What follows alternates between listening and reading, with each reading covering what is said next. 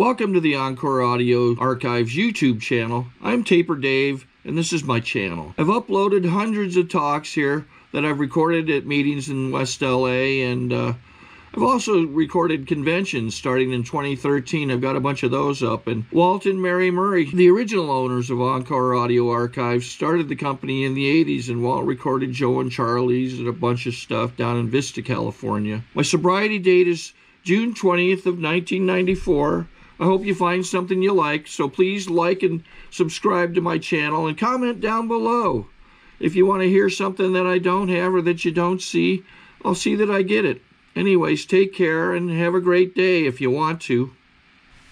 My name is CORLISS, and I'm an alcoholic. I'm from Gainesville, Florida, where there's a lot of celebration, probably still going on this morning. And my home group is the Fourth Dimension group. We meet at 6 p.m. every Sunday, and if you're in Gainesville, please do stop by and see us. We are the best group in Florida. I want to thank Sterling for inviting me to come. This has been so far an amazing start of a weekend. I've met some really wonderful people. I'm going to take Jan home with me, if y'all don't know it yet. And I have had a real walk down memory lane with Joe over here. He and I know a lot of the same people that I knew years and years ago when I first came in this program. And he knows my first sponsor, and he knows my current sponsor, which is just amazing. The big book tells us to tell what it was like, what happened, and what it's like today. Back in about 1965, I called Alcoholics Anonymous. And you'll have to excuse my voice. I didn't yell at the game last night. I'm getting over a cold, and my voice is a little shaky. And I called Alcoholics Anonymous because I had just moved to Nashville, Tennessee. I had moved there because I went to sleep with a cigarette in my hand, and in Birmingham, Alabama, burned my house down, embarrassed the heck out of myself because people knew I was drinking, told my husband that we needed to leave Birmingham and go someplace else, and he graciously moved me to Nashville. And we had been up there a couple of days, and I'd been drinking all night and listening to the country music, which is real good crying music if you're drunk and maudlin a little bit, and cried all night. And he left for work the next morning, and I called AA. Now, this is what I told him. My name is CORLISS, and I've just moved to Nashville. I've been sober for quite a while, and I want to know where there's a meeting. And the little lady on the other end of the phone was very, very sweet.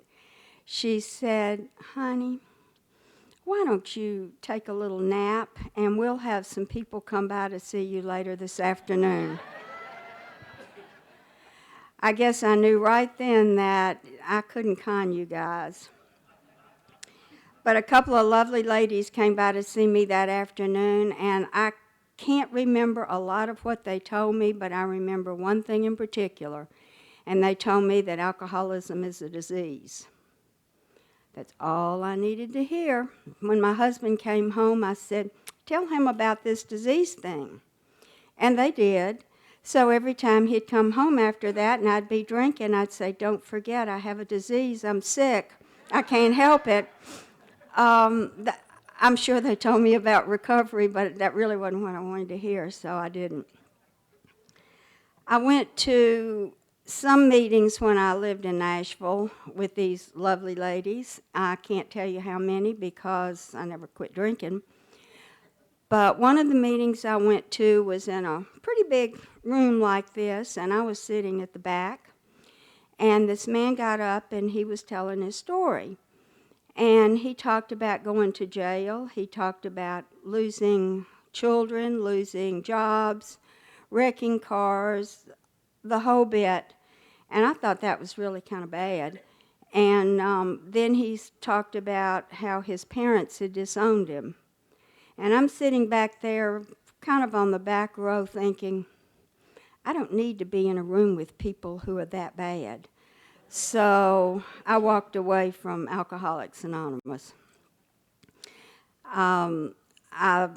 Just a couple of weeks after that, I found out I was expecting my first baby, and this was just great because I didn't need you guys, because I was going to have something in my life that was going to mean something to me, something that I was going to have to take care of, that was going to give me a purpose, because I didn't have any purpose in life. And this was pretty exciting, so of course I didn't need you. And I remember it wasn't my plan to get caught for being drunk on the street and going to jail when I was pregnant. It wasn't my plan to go into a maternity store and buy maternity clothes when I was pregnant. It wasn't my plan to be drunk and to be buying baby clothes. That was not my plan. It was also not my plan to be so drunk the night that I had to go to the hospital, that when the doctors came in and I talked about when can I be released, they said, we need to keep you a little longer because you have a very high blood alcohol level and we're afraid of convulsions. This was not my plan. This was not the way that I wanted to have a baby. The only thing I can say about this baby is that God took care of him. I didn't know how to. I didn't know how to stop drinking, and part of the insanity of my disease was that my husband traveled, and I found that we fought pretty badly when I drank. So it was best for me to drink while he was out of town and to stay reasonably sober during the weekends. Well, I was alone with this infant when he was out of town. There are days I don't remember changing diapers, feeding him, giving a bath.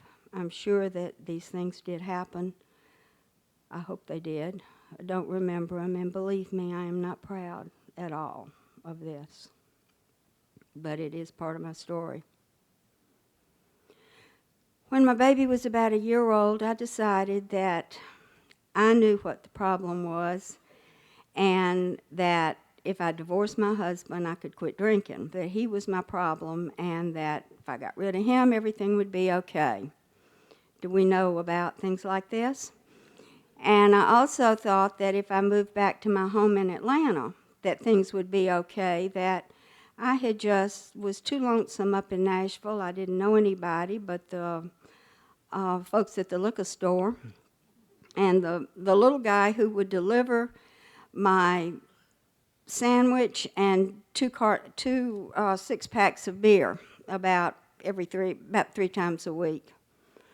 And so I divorced my husband and moved back to Atlanta. And you know, I didn't do a thing in the world but take me with me. My parents started talking about the fact that I needed to straighten up, that I had responsibilities. And then they started talking about removing my responsibilities if I didn't straighten up. And I thought, well, I've got a job. They can't do anything about that. I've got an apartment. They can't do anything about that. I own my own car. They can't do anything about that. I've got a son. You can't take a child away from his natural mother. So I just thumbed my nose at him and went on my way. But I found out you can take a child away, because I woke up one morning and he was no longer in my home. He was out on halfway across the country with his paternal aunt. And boy, did I learn then to hate. Of course, I know today that I hated me more than anybody else. But I hated them for taking him away. I hated anybody who had a child because I didn't. And I hated my mother most of all because she's the one who called and said, you've got to come get this child. He's in harm's way and he needs to be taken care of. And I just have to remember one little incident that happened, and makes me very grateful that my mother cared enough about her grandchild to do what she did. She called me one Saturday morning, and after we had talked about 2 minutes, she said, "You're drinking." And I said, "Oh, no, oh, no." And she really wanted to believe me, and she really wanted to apologize, so she got in her car and came to my house to apologize. And when she got there, she found me passed out with a cigarette in my hand. She found a little 2-year-old, barefoot, in diapers, and broken glass all over the floor. And she picked him up and she took him home with her. And when I came to, I didn't know where he was, and I went outside and I looked around and I thought, I know what I'll do. I'll go in and have a drink. And when I have that drink, my head will clear up and I'll know exactly what to do. And I picked up the bottle and saw a piece of paper underneath the bottle, and it was a note from my mom. And it said something to the effect of, "Your son is safe, he's with me, and when you sober up, you can come get him." And I hated this woman for a long time because she had this child removed from my home.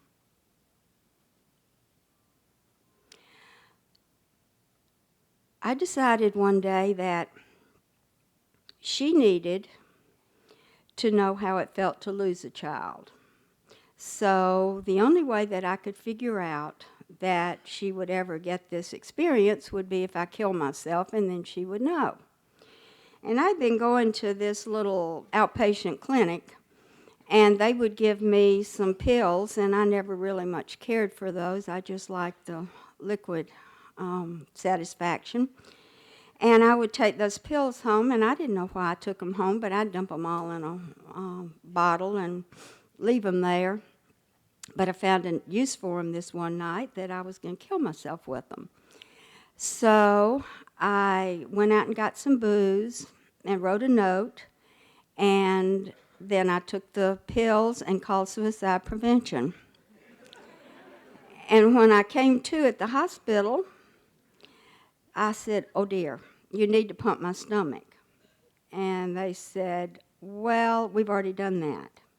I said, "That's great. Then you need to call me a cab so I can go home." And they said, "Well, no ma'am. We're going to commit you to Milledgeville." Now that was the state of Georgia mental institution at the time, and all of a sudden I not only wanted to live, I wanted to live outside of Milledgeville. And told that guy a very, very sad story about my life. And, you know, that psychiatrist just had a little tear coming down his cheek and looked at me when I finished, and he said, "You know, what you need to do is go home and quit drinking." And I said, "You're right, and I will." And he let me go.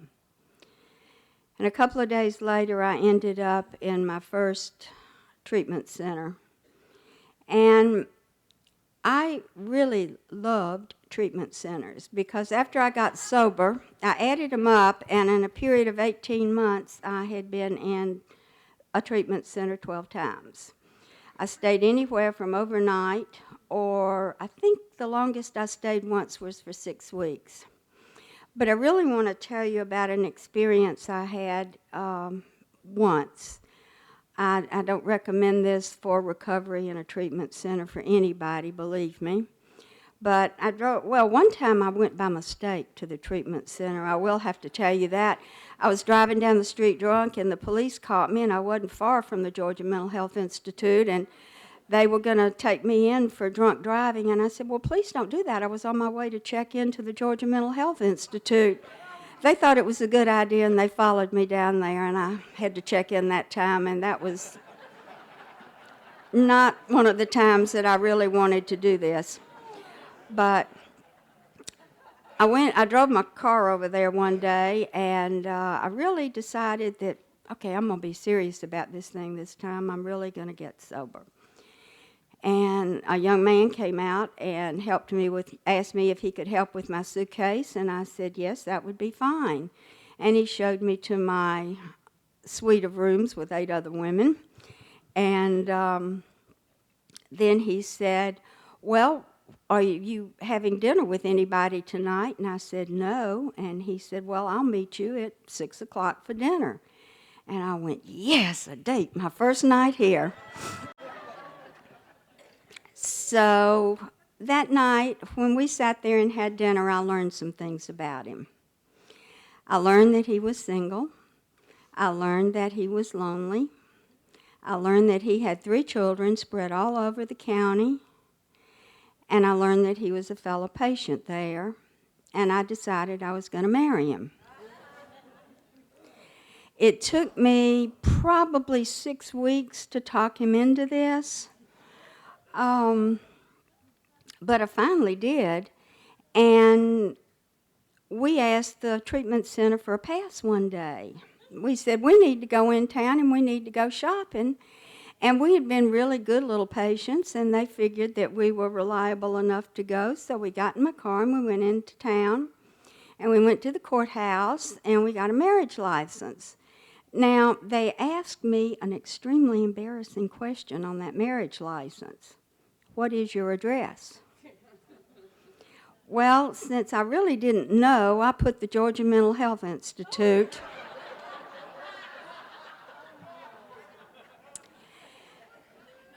And then we went, and I don't know whether you still have to have blood tests, but you had to have blood tests back then. So we went and got our blood test, and then we went to the dime store, and we got this ring that turned my finger black the minute I put it on there. I think we paid maybe $1.50 for it. By golly, I've still got that thing to remind me. And then he said, I have a good friend who's a justice of the peace, and we'll go over there and see if he'll marry us. And I said, that's great. So we went over there, and his buddy was a real buddy of his. He was already drunk, and it was, early afternoon. And he said, I'd love to marry you all. I'd be real happy to do that. Well, I don't see any witnesses, but we have a used car lot next door. Let's just run over there and do it over there, and we'll get some witnesses. So we got married in the used car lot by a drunk justice of the peace. Went back to the treatment center, and they said, guys, you just can't stay here. So they made us check out. Now, for those of you who have drank with another alcoholic, you might know what I'm talking about. If you haven't had this experience, I'm just going to tell you how much fun it is so you don't have to try it. But when we had social night, which we had every night, we'd have to have 3 bottles. One that we put on the kitchen counter to share, one that I hid from him, one he hid from me. Now, I don't know how we managed to get drunk or how I did because I was so busy looking for his. And he was kind of a nice guy. He just drank a lot, but he was very peaceful. All he wanted to do was just to drink and to pass out and get up and drink again.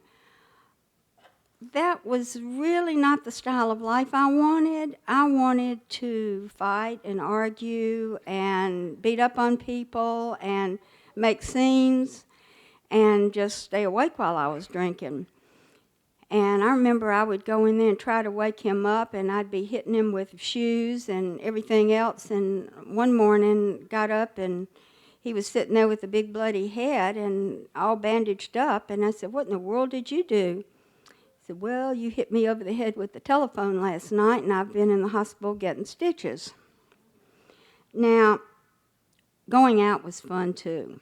We'd get in the car, and we'd drive a little ways, and I'd say, oh, you're too drunk to drive. I'll drive. He'd say, okay. And then I'd drive a little ways, and he'd say, oh, you're too drunk to drive. So we'd pull the car off, we'd walk home, get up the next morning, and we wouldn't have a clue where the car was. So we'd call the police and report it stolen, and they'd find it for us.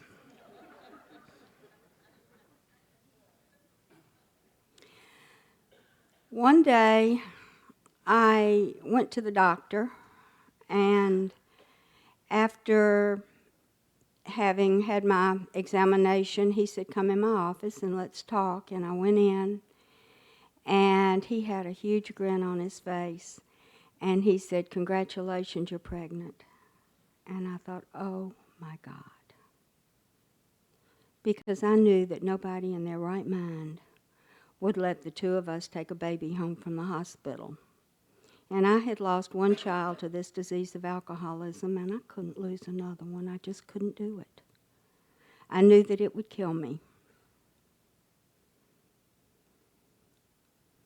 He got up and he came around and he stood behind me, I shall never forget, and put his hands on my shoulders, and because I was crying, and he said, "I really don't know what your problem is, Corliss, but the one thing I can tell you is that you have quite some time before this baby is to be born, and everything's going to be okay by then." And I thought, man, you do not know who you're talking to. But he did, because the God of my understanding and people like you made it possible for me to take that baby home from the hospital.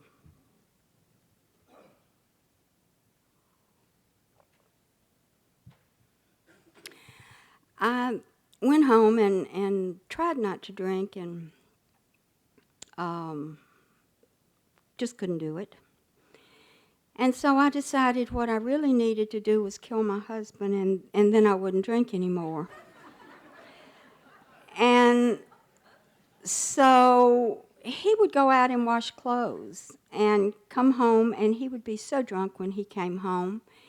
And he went out to wash clothes one day, and I said, "This is the day I'm going to kill him, because he's going to be drunk when he comes home, and he's just not going to know what happened, and it'll be painless for him, and then that's okay."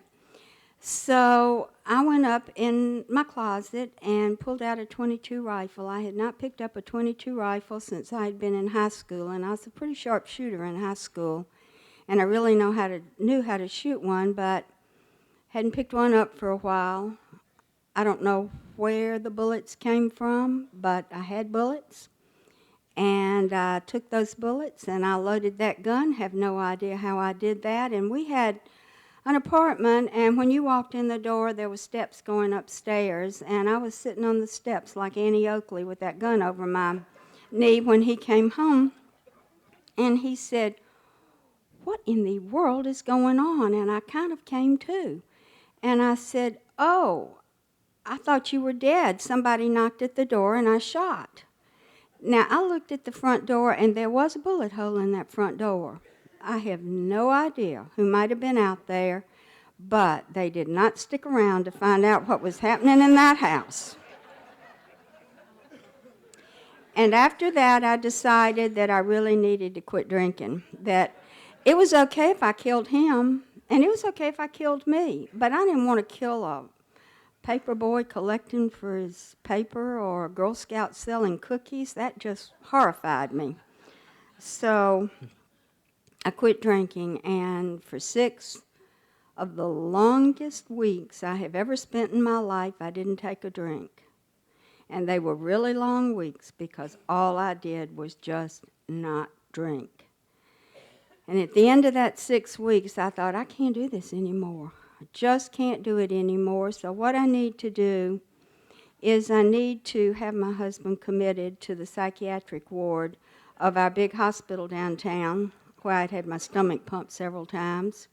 Worked 17 years after I got sober there. But I figured that I would take him down there and I would put him in the psychiatric ward, and then I could come home and I could figure out what to do. But on the way down there, before we left, I had picked up all the whiskey we had and put it all in my pockets and in my pocketbook, and we went in and I told the nurse there what I wanted to do and why we were there, and she said, "Well, it'll be a while before you can see the psychiatrist, so if you'll just have a seat, we'll be with you as soon as we can." So he sat there and passed out, and I went around and went in the restrooms and in corners, and I finished off all the booze I had in my pocketbook. And when the psychiatrist came out to commit him to the psychiatric ward, he had slept it off and I was drunk.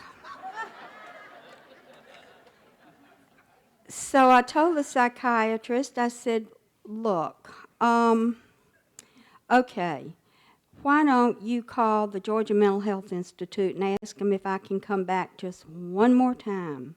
And he did. And the doctor over there said, I'm very sorry. We have let this girl come in here. We've enabled her to continue with her disease. We can't do it anymore. We understand the condition she's in, that she's expecting a baby, but we just can't do this. She's going to have to take this time to either sink or swim. So I said, well, call my obstetrician and see if he'll let me come back. Go into the hospital for just a day or two.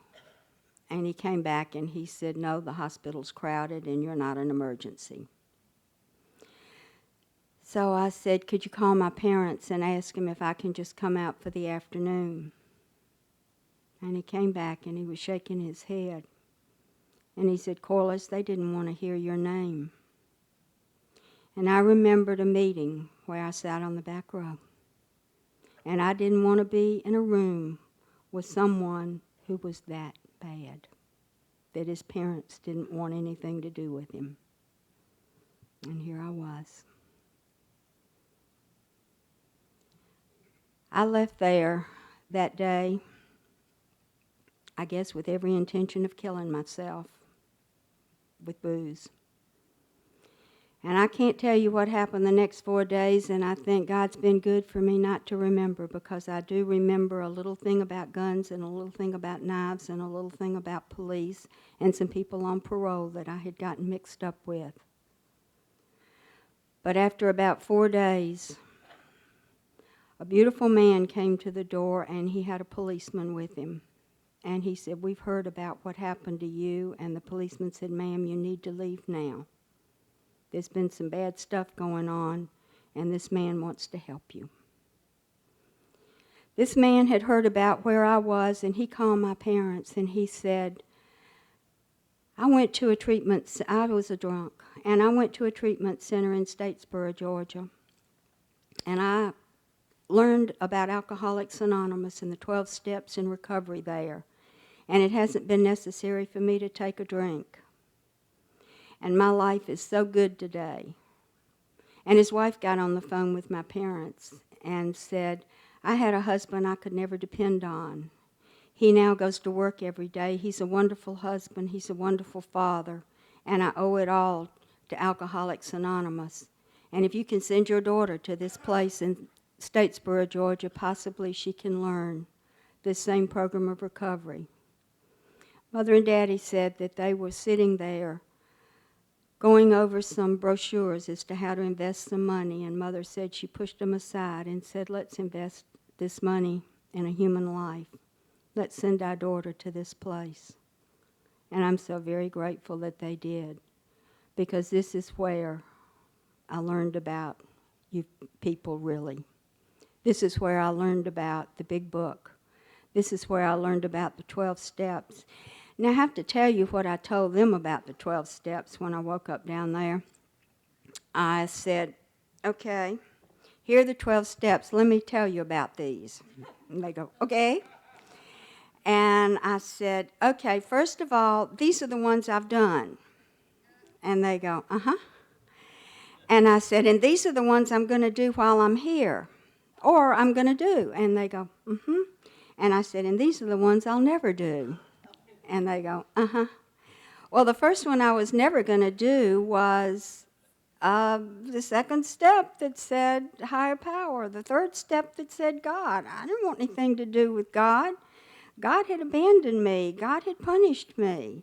Of course, I found out later that I had abandoned God and I had punished myself and I had judged myself. God was always with me. But I went to a meeting on the third step, and I kept looking at my watch and it wouldn't move. That was the longest meeting I have ever been to in my entire life. And I thought, if these people don't shut up talking about God, I'm going to scream. And finally, after 17 hours, this meeting was finally over. And, you know, they got around to the third step again right at the end of my stay. And that meeting did not last nearly long enough because I was beginning to get a little inkling of a God that maybe I could understand. And I wanted to hear more and more and more about your God. The one thing that they asked me to do while I was there was, they called it a 4-step. I just call it house cleaning. But they gave me an inventory pad, and I started writing. And I put some asterisks in there because there were a few things that I was never going to tell anybody. And so I wrote page after page after page with lots of little asterisks in there. And the night before I left, Dr. John called me in and said, let's do, I want you to read your step to me. And I said, okay. And I do not know what happened to me that night, but every time I got to one of those asterisks, I put that pad down and I looked him eyeball to eyeball and told him some of the most terrific things that I thought I could ever tell anyone, and then I would pick it back up. But every place there was an asterisk, I put that down and I told him what that asterisk stood for. And God had to have been in that room with me because I don't know why else I would have done that. And I know I wouldn't be here today if I hadn't. And after we got through, he said, that was great. And I said, I don't think so. What was great about it? And he said, explained to me that he felt I had been honest. But then he said, do you forgive yourself for these things? And I said, no way. And he said, CORLISS, I forgive you. God forgives you. Who are you not to forgive yourself? And that gave me the beginning of a little bit of forgiveness. But the one thing that it did give me was freedom that night, because I looked at that pad, that yellow pad, with all of those things I had written down, and I knew deep in my soul that I had a choice. I could leave those right where they were and never do them again. Or I could continue to do every bit of that if I wanted to, or I could even pick up bits and pieces and do it. But my choice was that I wanted to leave it all there on that yellow pad. I didn't want to live that way anymore. I didn't want to be that way anymore. And I told him, I don't understand. I just don't want to do this anymore. And he said, I understand and God understands. So he said, what are you going to do when you go home? And I said, well, as you see, I'm going to have a baby. And I think I'll probably go to maybe one meeting a week. And he said, whoops, stop there. He said, how many nights a week did you drink? And I sat there and I said, well, I guess I'll go to 7 meetings a week. He said, good plan. And he told me to get a sponsor. And he told me some other things that would be in my good stead if I did, like work the steps with my sponsor, read the big book, and do daily meditations. And I came home and started going to meetings. Now, I was so afraid that if I asked somebody to be my sponsor, they'd say no. And I was sitting next to a beautiful woman, Margaret W., who Joe knows, and she tapped me on the knee, and she looked at me, and I knew she meant this, and she said, I just love you. And I said, she's my sponsor. Now, I didn't bother to tell her, but I knew that she was my sponsor. And I'll tell you, there are not many Margarets in this world, so don't do that. When you see somebody you want to sponsor, you ask them. But I'd go over to Margaret's house, and she and Virgil would be in the living room, and I'd go talk to her about the steps and about what I found in the big book, and we worked the steps together. And Virgil taught me a little bit about service work and got me a little interested in service work. And I know when I would walk in there, if I wanted some real TLC, I'd walk to Margaret's chair. And if I wanted some tough love, I would walk to Virgil's chair. because they each had their own style, but the two of those people absolutely saved my life. And we were supposed to, most of the time our sponsors gave us our first year medallions, and I'd gotten through this first year, and I remember I had to go and ask Margaret to sponsor me so she would give me my medallion, and she says, honey, we both know that I've been your sponsor all along. I'm glad you asked. But after I had been sober a few months, it was time for this baby to come, and I was still living with my drunk husband, and I went to the hospital, and my sponsor was there, and I remember when they put that baby in my arms, this feeling of gratitude just flowed over me that I could take him home. But then that feeling of gratitude just left. And I started feeling sorry for myself. Poor me, my husband's drinking. Poor me, we don't have any money. Well, I went home and poured me a drink. And that was on June the 23rd, 1970, and that's been my last drink up until today. I knew that I had to go to these meetings, and I knew I had to get involved, and this is exactly what I did. If you told me to do something, it really didn't matter what it was. I was going to do it. And as Jan said earlier, she said, stick with the winners. Well, I stuck with the winners. And things started changing for me. And I think the way that I would like to tell you all about what my life is like today is to talk to you about the four men that are part of my life.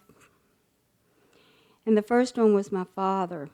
He met my mom when I was about 2.5 years old, and she was a single mom, and he absolutely fell head over heels in love with both of us. He married both of us and gave both of us his name and treated me with a little special care and love than he did the two children that they had later. And Daddy was the only person I could really be honest with. He would come over and he would sit on my sofa and he would weep. And he would say, Corliss, what can I do? I'll do anything to help you. And he was the only one I was honest with. I'd say, Daddy, I don't know, because I just didn't know. And I'm sure if I had said, Daddy, if you can get me the moon, I can get sober, he would have done everything he could to have gotten me that moon. But right after I got sober, my mom called. Right after I had my last drink, my mom called, and she didn't know I'd had that last drink. She thought I'd been sober for about 5 months, and she said, Corliss, your father doesn't have very much longer to live, and I'd like for you to move in with us and help me take care of him.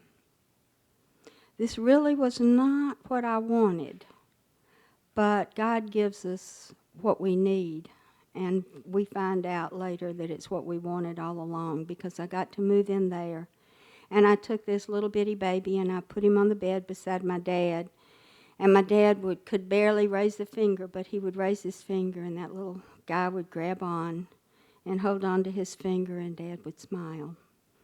And about 7:30 every night, I'd go in and I'd say, Daddy, I'm going to my meeting tonight. And he would smile. And he smiled because he knew he was leaving us, and he knew that I was no longer going to be an embarrassment to my sisters, that I was no longer going to cause my mother the heartbreak that I had, and that this little boy was going to have a mom. And Mother came to me the night before Daddy died, and she put her arms around me. And she said, Corliss, I had you with me when I found your father. Somewhere along the way I lost you. I have you with me now that I'm losing him. I love you so much. This is a woman who didn't want to hear my name a few months before. God and Alcoholics Anonymous can really help broken hearts. The second man in my life is that firstborn son of mine that was taken away from me because of my drinking. He was adopted by his paternal aunt and uncle, and they didn't allow me to see him, to be a part of his life after I got sober. I would send him cards. I would send him gifts, and I don't think he ever got them. I don't know what he knew about me. But he ended up at 15 years old. And you know, I used to wonder, I would hear people talk about, women talk about, I lost my children. And when I was a year sober, I got them back. When I was 5 years sober, I got them back, and I'd been sober a long time. And I had no communication with this child, and I thought, God, what did I do that was so bad? Well, I know today that God does things in His time, not mine. And His timing on this was as it should have been. He was junior in high school, and he was having some adolescent adjustment problems and using alcohol and drugs to work through his problems. And they put him in a treatment center in South Texas. And I wrote him a letter, and I told him I was so glad that he was doing something about his problems as early as he could, as early as he was, and that I wish at the age of 17 that I had done something about mine, but I waited so long that I hurt a lot of people. And I put my phone number down there, and I said, if you ever want to talk to me, here's my phone number. And his fellow patients told me that he read the letter 2 or 3 times. He asked for money to use the phone, and he called me and said, I'd like to see you. And we talked for quite a while, back and forth, before I went out to Texas to see him. And he was in a wilderness setting, and the main treatment center was in town. And I told my husband I wanted him to go with me, and he said, okay. And he went with me, and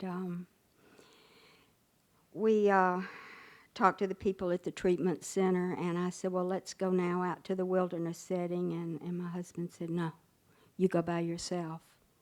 I've never been so frightened in my life. Driving out there, I thought, what if he doesn't like me? What if? And I got there, and there was a beautiful young man waiting for me at the end of the trail, and he put his arms around me and said, I'm so glad you came. I'd like to tell you that our relationship just blossomed from there, but 16 years of not knowing a child, that doesn't happen. He wanted me there when he graduated from college, and I went. But the thing that really happened was he met a young lady that he decided he wanted to spend the rest of his life with, and this young lady knew some things about Alcoholics Anonymous because she had family who had been alcoholic. And she had been to open AA meetings, and she had been to Al-Anon meetings. And she told him that alcoholics were not bad people trying to get good, that we were sick people trying to get well, and that his mother was a much better person than he ever thought. And I went to their wedding, and he asked me to sit on the front row where the mother sat.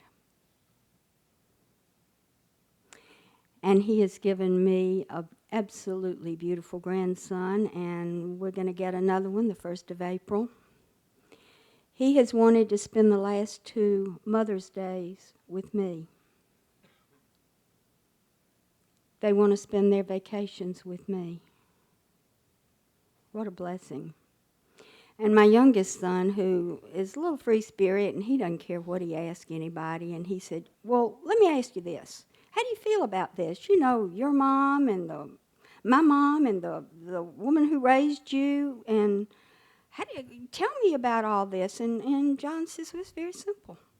He said, for many years she was CORLISS. And then she became my mother. And today she's my mom.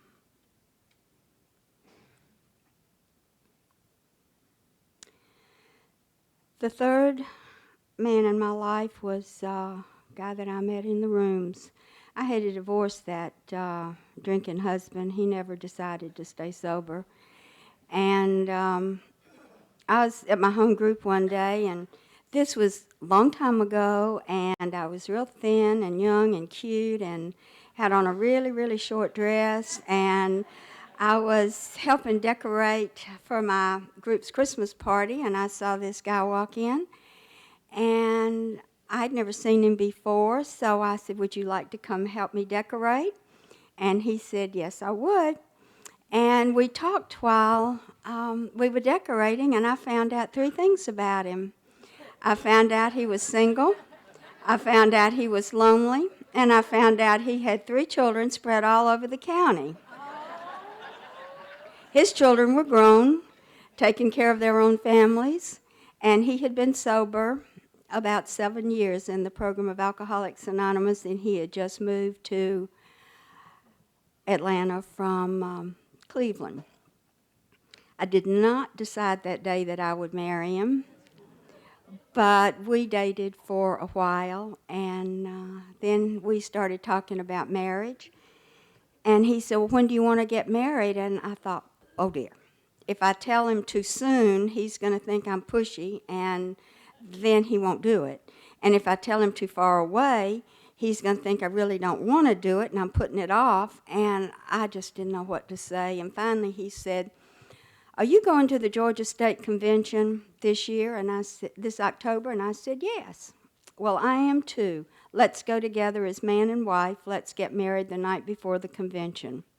What a wonderful way to start a marriage, to go to an AA convention together and start down this path together. He taught me so much about relationships, about life, about myself. And we've been married about 25 years, and we decided that we wanted to go to Italy. And there was a group of people from where I worked at the hospital who were going to go. And we decided to tag along with them. And we had an absolutely wonderful time. And some of these people I didn't know, and we were getting to know new people and seeing new things. And we went to Assisi, and we were walking up the hill to see where St. Francis was buried. And I lost John on that hill. He had a massive heart attack, and he died. And, you know, they didn't know what to do. A girl that I worked with was there, and she said, "Why don't we call the hospital and see if they can tell us something about her friends," because I had already contacted my family. And they said, "But she needs friends." Well, they didn't know that I was in AA, and they didn't know that if they contacted one person in AA that everybody would find out. And they called the hospital, and they said, "Do we know anybody that she knows, that she's close to at the hospital?" And they said, "Yeah, this girl she eats lunch with every day." And they called her, and she happened to be a girl that I sponsored, and we would sit at lunch every day and work the steps, talk about recovery. And that night she went to my home group. And after that meeting was over, they all stood around and they held hands. And they remembered me and John in our prayers. And I'm across the ocean in a completely different time zone, but what would have been 9 o'clock on a Saturday night was in the middle of the night for me, but I felt love. I felt that I was connected. And I knew I was, because when I got home, there were just people there to help me get through this, to help me do whatever I needed. And I was always told that when God gives us lemons, that it's best if we learned how to make lemonade. And Virgil Warren taught me about service work. And I had been a little involved in service work in Georgia, and then I got a little involved in it in Florida. And A girl that I sponsored said, I'd like to go over to the area assemblies. I'd like to be the GSR, but I don't want to go by myself. And I said, well, I'll go with you. And I went, and I got involved. And they let me be their secretary, and they let me be their area chair. And then they gave me a life-changing experience and allowed me to be their delegate to the General Service Conference. And what an amazing trip that was. People used to say, why do you do this? It's a lot of time. It's a lot of energy. It takes away from other things you could be doing. And I said, I do this because I love Alcoholics Anonymous. And I do this because there are people out there who haven't found this way of life yet. And I want them to find the same thing that I found in 1970. I want them to find the same big book. I want them to find the same 12 and 12, the same steps, the same program of recovery that I found when I came here. That's why I do it. And I guess that brings me to my baby. I took him to a meeting one time. He was about a year old. Well, he wasn't walking yet, and we was sitting kind of out there in the middle somewhere, and I wasn't paying much attention to what was going on at the podium. I was watching him crawl up to the front of the room, and I thought, well, as soon as he gets to the podium, before he pulls it down, I'll go up there and pick him up and bring him back. And about the time I got up to bring him back, they were offering white chips. I should have let him pick one up that day.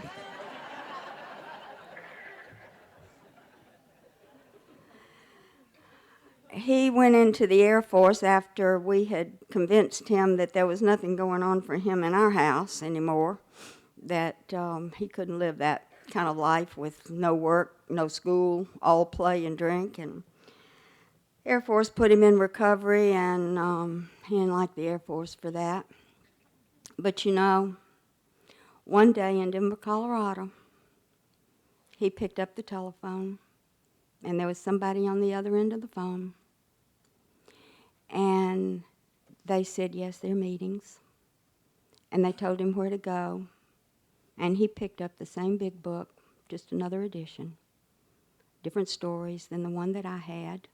He picked up a 12 and 12, and he got himself a sponsor, and he started going to meetings.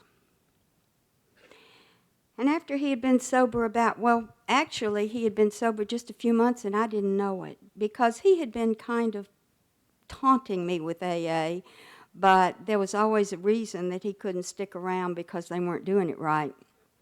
And but I went out to spend Mother's Day with him that same year, and got out there, and I was starved to death, and he said, well, we have to go to the house first. We can't go eat. And I said, well, I'm hungry. Well, we have to go to my house first. Okay.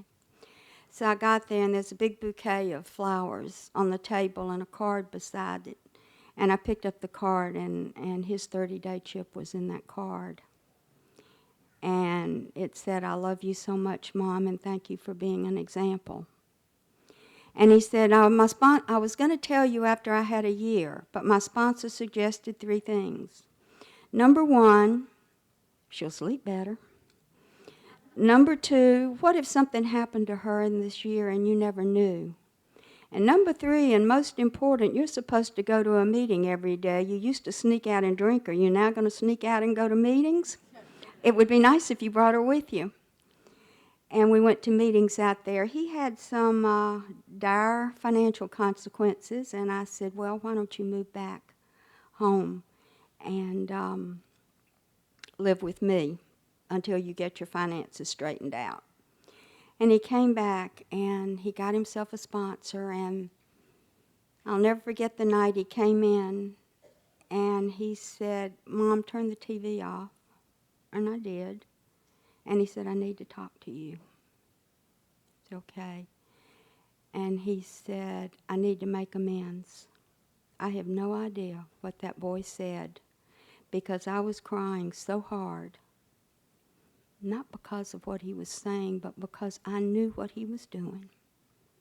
I knew he was working these steps, and I knew he was really serious about this program. And I knew somewhere deep down that he was going to make it.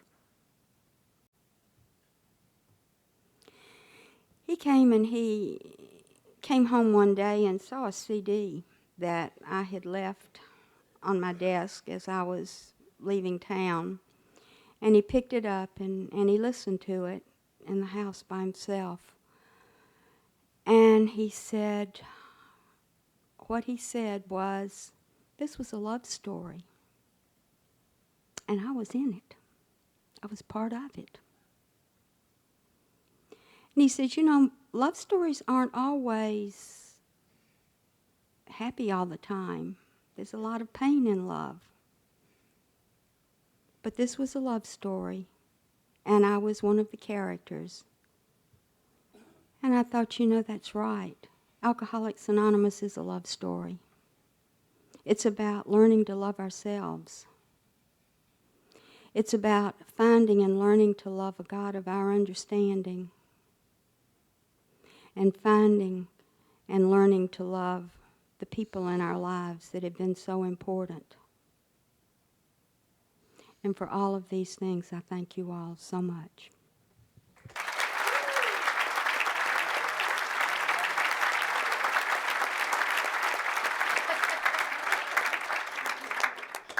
I think we got a great talk going on here. Thanks for watching the channel. Taper Dave here. Just curious, do you think this is better than Zoom?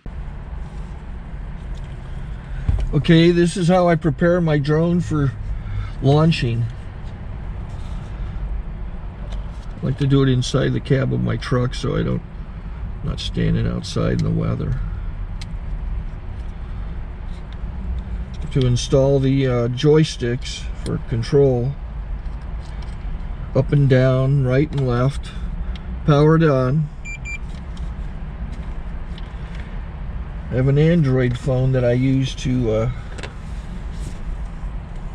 connect it to the drone with. And it's actually controlled through the iPhone, through an app. Oops, wrong way.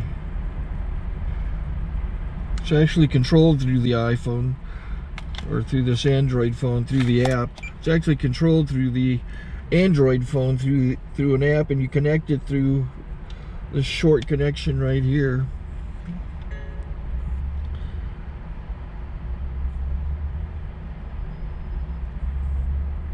Remote control connected. Remote control's connected. So I pull out the drone. I have to extend the legs.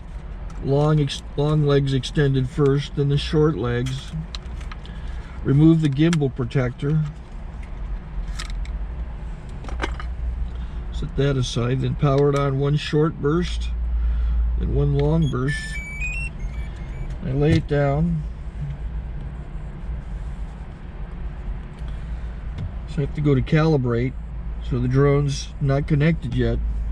It shows you here as this drone gets disconnected, even though the remote's powered on. So the drone has to establish it's connected.